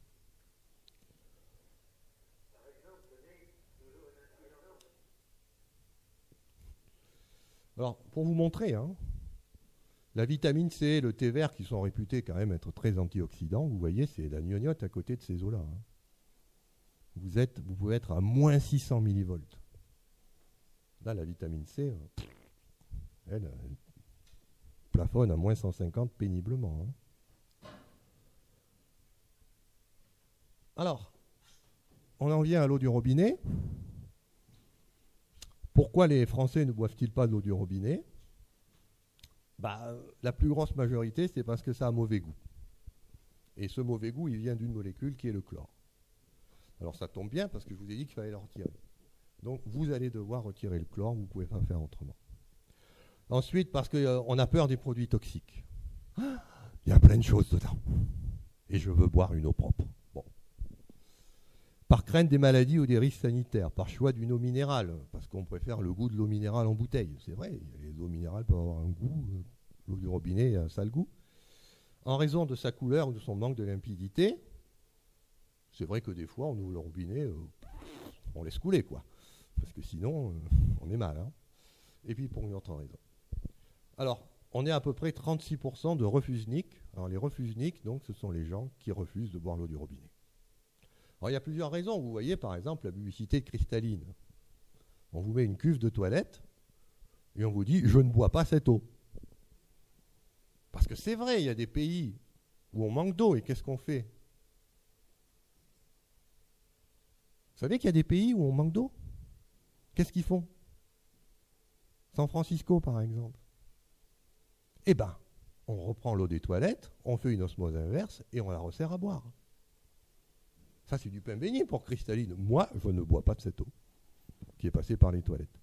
De l'autre côté, il y a ceux qui disent « moi, je bois l'eau du robinet, j'en suis fier, parce que l'eau en bouteille, ça pollue, il y a les bouteilles, des problèmes. » Et donc, on en est souvent à ce débat-là qui n'est pas très intéressant.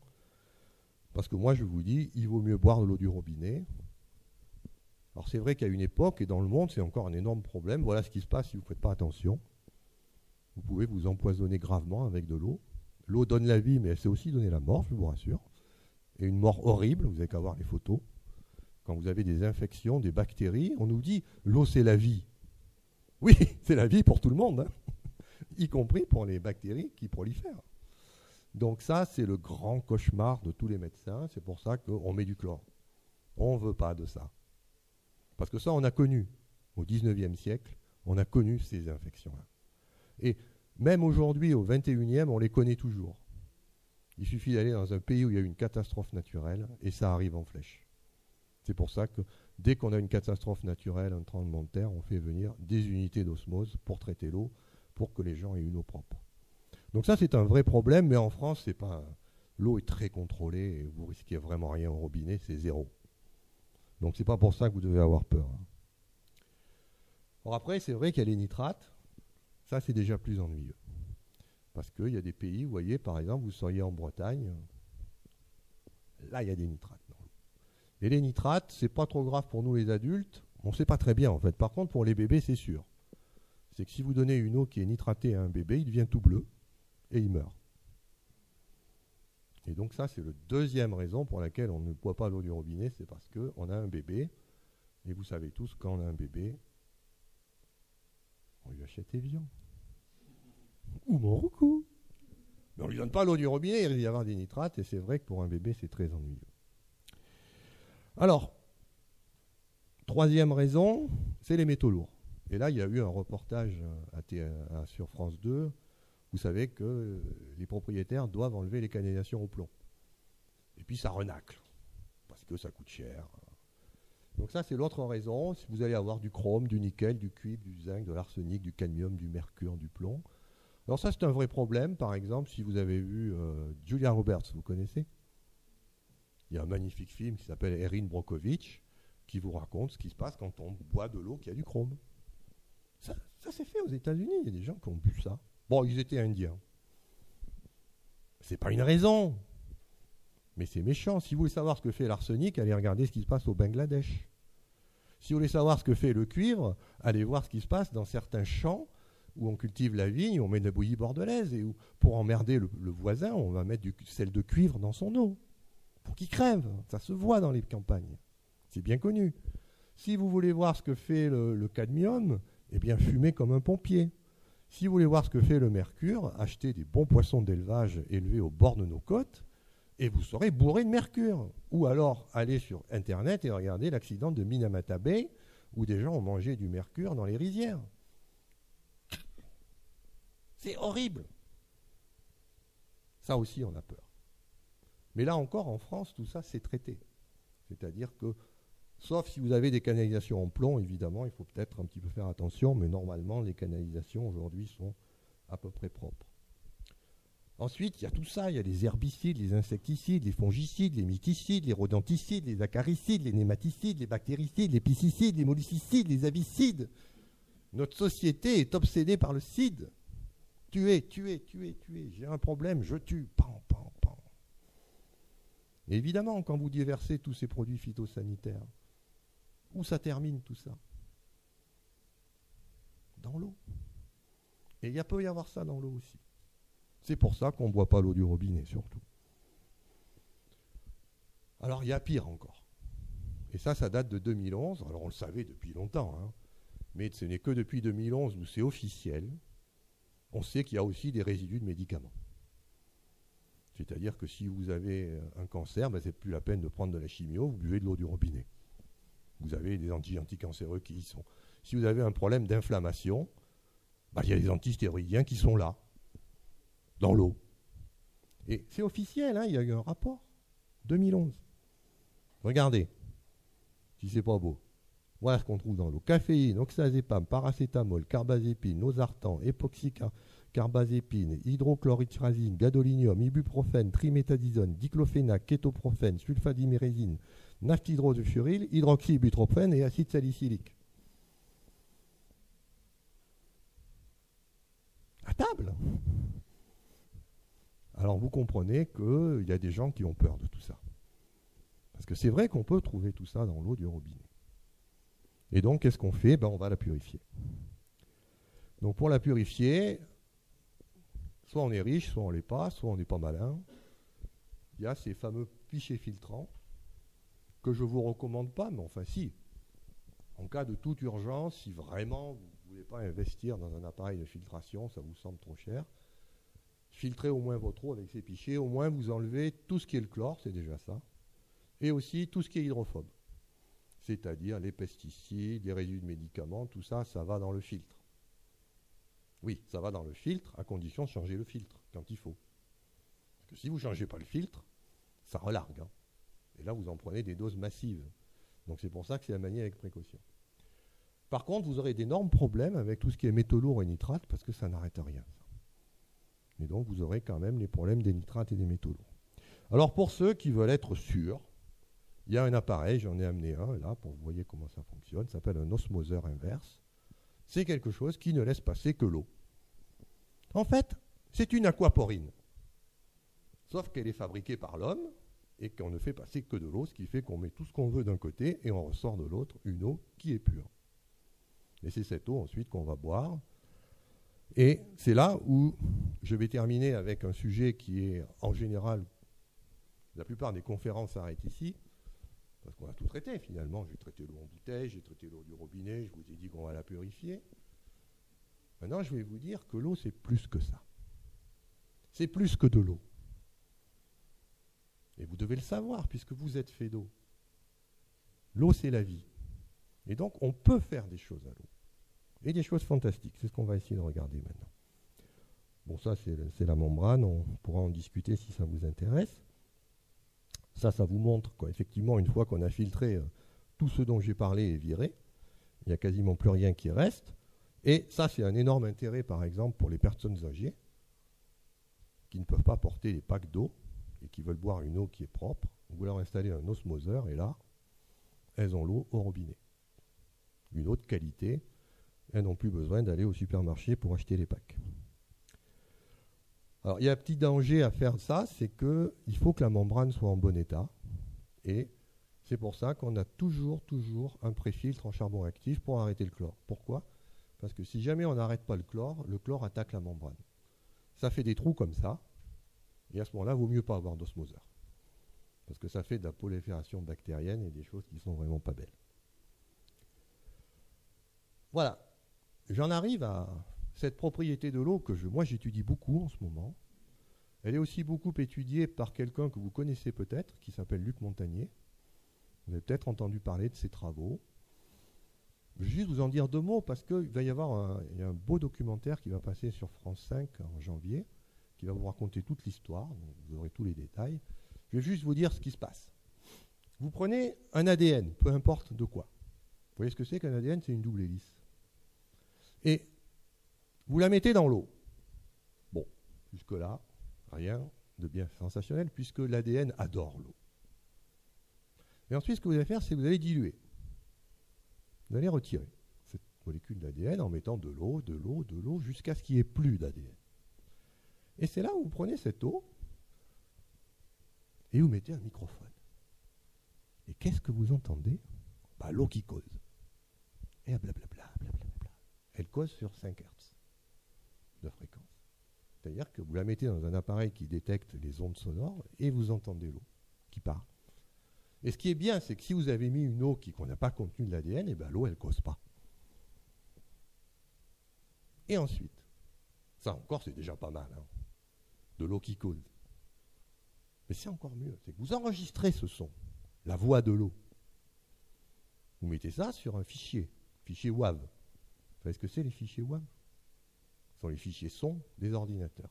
Et vous envoyez ça par Internet, le web, par mail, copie, pièce attachée, fichier WAV, clac, vous envoyez ça chez quelqu'un qui lui a de l'eau pure.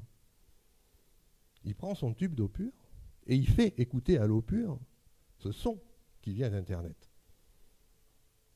Bon, a priori, il ne se passe rien. Si, parce que si maintenant vous remettez des nucléotides et une ADN polymérase, vous avez l'ADN qui se recrée à partir de la mémoire de l'information qui avait été écoutée, stockée dans l'eau. On fait ça en laboratoire aujourd'hui. C'est officiel. Alors, je ne vais pas rentrer dans les détails parce que tout ça, je l'explique sur Internet, il y a des tas de choses pour ceux que ça intéresse. Et puis c'est très scientifique, c'est de la physique quantique.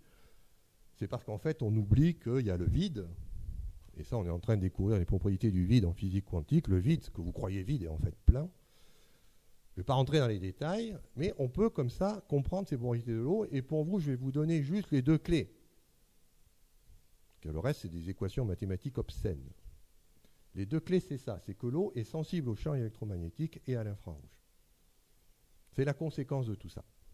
C'est-à-dire que partout où vous envoyez une fréquence, un rayonnement électromagnétique ou des rayons infrarouges, l'eau fait quelque chose. Elle se souvient de ça. Mais c'est quoi des rayonnements électromagnétiques? Ben, ça s'appelle du Wi-Fi. Je vais vous montrer un truc.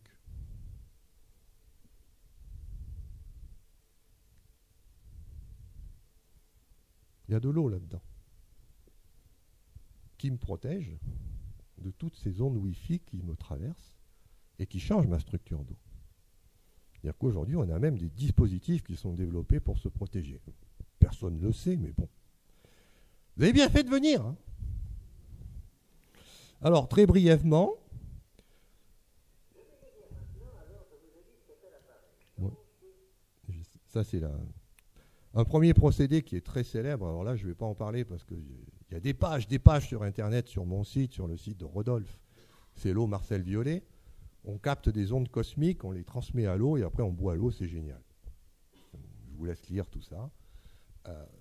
Jusqu'à ce qu'on ait découvert ces propriétés quantiques de l'eau, évidemment, c'était comme ça, c'était fantastique. On disait Violet, il est fou. Ben non. Effectivement, il y a quelque chose, il y a les ondes cosmiques qui peuvent passer dans des antennes. On peut les mettre en fréquence électromagnétique et comme l'eau a des domaines de cohérence qui sont sensibles au domaine électromagnétique, on peut dynamiser l'eau, changer ses propriétés comme ceci. Donc ça s'appelle le procédé Marcel Violet. C'est typiquement, on met deux électrodes, il y a des appareils que vous pouvez acheter. J'en ai pas amené un parce que je n'ai pas réussi à le sortir de son socle. Mais on pourra en discuter pour ça qu'il y a une section de discussion. Une autre façon mais ça c'est beaucoup plus doux, mais par contre aussi très efficace, c'est la dynamisation par vortex. Ça consiste à faire tournoyer l'eau. Donc là, vous n'allez pas travailler au niveau du domaine de cohérence, vous allez travailler ce qu'on appelle au niveau du domaine de supercohérence. Il y a des petits courants d'électrons qui circulent dans l'eau, et quand on fait les vortex, ça réorganise un petit peu tout ça. Et là, vous avez la figure de M. Schauberger, qui est le premier qui a trouvé qu'on pouvait dynamiser l'eau par vortex. Et ça, c'est vraiment des choses que vous pouvez faire chez vous. Hein. On a même amené un pied à soupe, pour ceux qui ne veulent pas acheter un vortexeur. Passez votre eau au pied à soupe, quoi. Oui, je sais, ça semble idiot, mais bon. C'est idiot la première fois qu'on le fait, puis après, quand on a goûté, on se dit, c'est peut-être pas si bête. Parce qu'on voit les effets. Il y a des effets qu'on peut voir sur le sang qui est plus fluide. Alors qu'est-ce qu'on a fait? On a juste fait des vortex. Alors on est en train de faire la physique de tout ça, et moi je vous ai amené mon appareil favori, là, pour pouvoir l'utiliser, c'est le Wirbler. En forme d'œuf et tout, il est là-bas, il est magnifique. Cristal, sans plomb, transparent. Et alors avec ça, on décolle. On boit de l'eau, mais... Je vous laisserai essayer si vous ne me croyez pas. Oui. Hein? Oui, c'est fini là. Dernière chose, les DILECA, qui sont alors des systèmes qui combinent l'électricité, le magnétisme, le vortex. Alors après, vous avez des systèmes qui vont tout mettre ensemble. Les céramiques, n'oubliez pas les mains. Vos mains émettent de l'infrarouge. Ben oui, les guérisseurs, on peut aussi expliquer comment ça fonctionne. C'est avec ça. Et puis, comme je vous ai dit, vous avez ces magnifiques systèmes CMO qui vous protègent contre toutes ces méchantes ondes. Parce que c'est vrai que essayer de dormir maintenant, de nos jours, ça peut devenir dur. Mettez ces produits-là, ces appareils-là, et vous verrez, moi je l'ai fait, je dors beaucoup mieux. Un petit coup de griffe à Monsieur Emoto. Bon, je l'aime bien, hein, mais c'est un rigolo. Donc ce monsieur fait de l'art et du commerce, ça j'ai rien contre, mais ne me dites pas qu'il fait de la science. Tout ce qu'il dit, c'est n'importe quoi.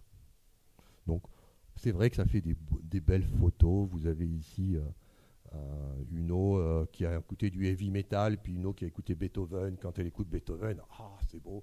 Quand elle écoute l'heavy metal, c'est pas beau. N'importe quoi. Bon, ça fait vendre, c'est très beau, c'est artistique, mais c'est pas de la science, vous pouvez oublier. Voilà. Dernière chose, on peut se battre ou s'entraider pour de l'eau. Donc en général, on est neutre ou alors plutôt coopératif dès qu'il s'agit de partager son eau. Il y a quelques pays qui sont carrément dans les conflits. Je vous prends des photos. Israël, la Syrie, sont souvent des conflits qui sont liés à l'eau. Par exemple, Tibet et la Chine. Pourquoi les Chinois ne veulent pas lâcher le Tibet? Parce que c'est le réservoir d'eau de la Chine. C'est tout. Ils ne vont pas se priver de leur alimentation en eau. Voilà, il n'y a pas beaucoup d'eau sur cette planète. Vous voyez, si on rassemblait toute l'eau, voilà ce que ça donne. Une petite goutte sur un morceau de terre. Pour ça, s'il vous plaît, ne polluez pas l'eau. Parce qu'évidemment, on boit tous là-dedans. Et encore, là-dedans, c'est quasiment que de l'eau salée qu'on ne peut pas boire. Donc, faites attention, la pollution de l'eau, c'est un vrai problème. Si vous voulez aller plus loin, il y a un livre qui est paru par un de mes amis qui s'appelle Yann Oliveau, qui coûte un peu cher, mais bon, on en a pour son argent. C'est un gros pavé, on vous parle de tout ça en long, en large et en travers. C'est aux éditions donc Marco Pieter. Pour ceux qui veulent me suivre, parce que je suis très actif grâce à mon ami Rodolphe Forger sur Internet, Facebook, n'hésitez pas, il y a des vidéos, il y a des interviews, il y a des textes. Tout ça, c'est développé de façon beaucoup plus détaillée que ce que j'ai pu faire ici. Et enfin, pour ceux qui veulent vraiment, qui sont intéressés par cette nouveauté qui est quand même que l'eau est une structure quantique et qu'on peut faire des choses intéressantes, il y a des formations scientifiques que j'organise. Donc 2 formations, une de 2 jours, l'eau dans la cellule, l'autre de physique quantique, pour ceux qui veulent comprendre les propriétés de l'eau. Et ça, il y a Sylvie qui est ici, qui peut vous renseigner sur toutes ces formations. Voilà, donc maintenant, on va passer aux questions, s'il y en a. Et puis, s'il n'y a pas de questions, il y a les appareils aussi. Je vous remercie pour votre attention.